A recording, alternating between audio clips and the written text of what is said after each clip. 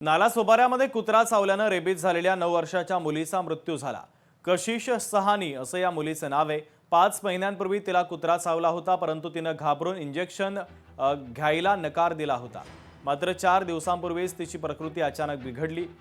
पुढील उपचारासाठी मुंबईच्या कस्तुरबा रुग्णालयामध्ये तिला दाखल करण्यात आलं। मात्र रविवारी रात्री तिचा उपचारादरम्यान मृत्यू झाला।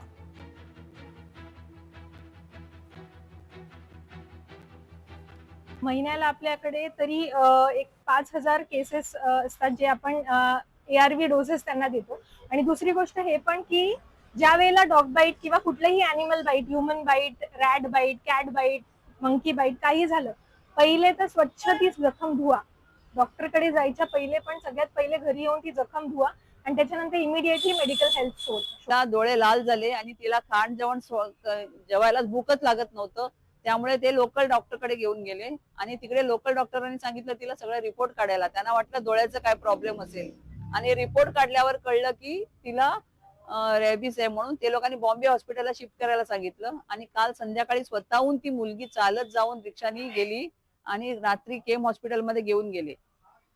केम हॉस्पिटलमध्ये घेऊन गेल्यावर तिला तिकडे डॉक्टरांनी सगळं रिपोर्ट काढून परत ट्रीटमेंट चालू करताना काल रात्री मध्यरात्री तिचं मरण पावली ती मुलगी। लोकशाही मराठी ऐका, पहा, जागरूक रहा।